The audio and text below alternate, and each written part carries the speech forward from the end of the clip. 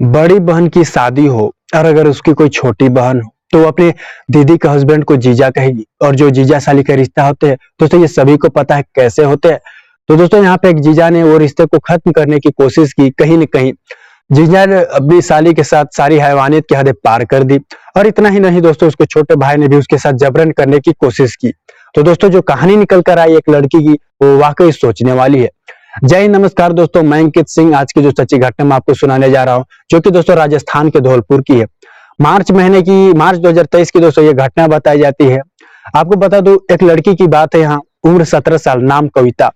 उस लड़की की दोस्तों इस दुनिया में एक बड़ी दीदी और पिता के अलावा कोई नहीं। अब भाई, पिता और दीदी के अलावा उसका कोई नहीं। बात करूं उसकी बड़ी दीदी का, तो साल 2021 में ही उसकी शादी हो गई थी। और शादी के बाद वो ससुराल चली गई। और जो बेटी है, छोटी बेटी, वो पिता के साथ ही रहा करती थी।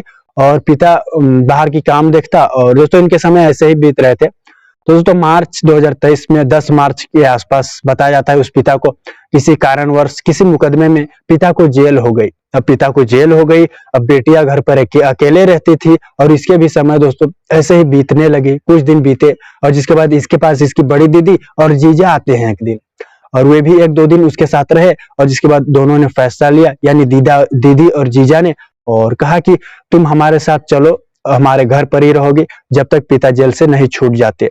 ये कहा और जीजा ने भी दोस्तों हाँ कहा। और जीजा ने भी कहा चलो। दोस्तों जिसके बाद बड़े की बात मानते हुए लड़की ने, जिसके बाद बार बार उनके बोलने पर हाँ कह दिया, यानी जिसके बाद जीजा और बड़ी दीदी के साथ वो चली जाती है उनके ससुराल गई। ससुराल में जिसके बाद सभी बड़े का आशीर्वाद लिए। और जिसके बाद सभी बड़े ने आशीर्वाद भी दिए उस बेटी को।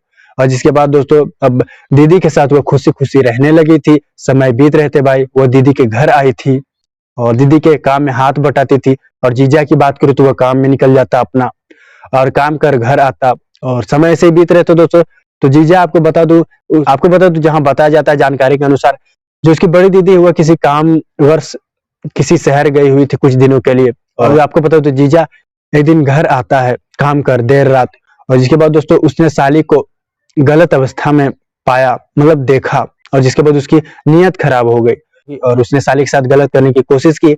इसलिए आपको बता दूं, किसी तरह खाने में उसने नशीला पदार्थ मिला दिया। और जिसके बाद उसने साली के साथ रेप की घटना को अंजाम दिया दोस्तों, दुष्कर्म की घटना को अंजाम दिया साली के साथ। और इतना ही नहीं, उसके छोटे भाई को भी यह बात भनक पड़ चुकी थी। और छोटे भाई ने भी दुष्कर्म की घटना को अंजाम दिया।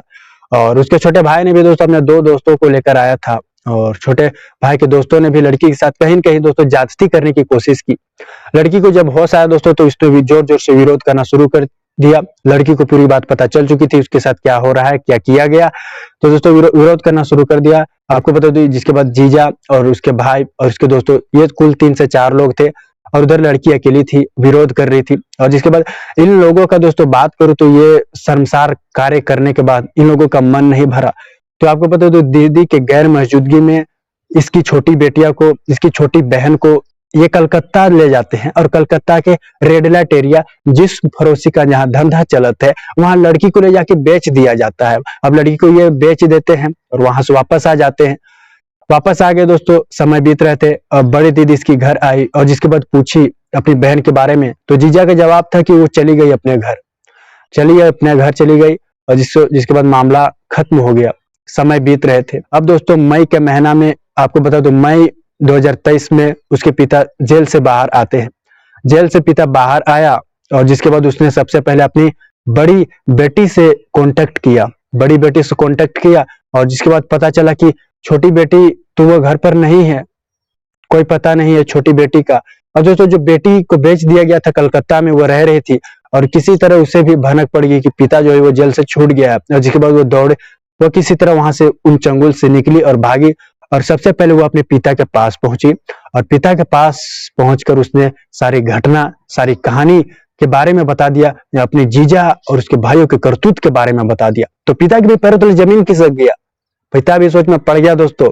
और जिसके बाद आपको बता दो, उसके अगले दिन धौलपुर के पुलिस थाने पिता और पीड़ित लड़की पहुंचते हैं। और पीड़ित लड़की के बयान पर पुलिस ने मामला दर्ज कर लिया। जीजा के खिलाफ और उसके दोस्तों और भाइयों के खिलाफ विभिन्न धाराओं में, रेप और पोक्सो एक्ट, ब्लैकमेल, अन्य धाराओं में दोस्तों सभी के खिलाफ मामला दर्ज कर लिया गया।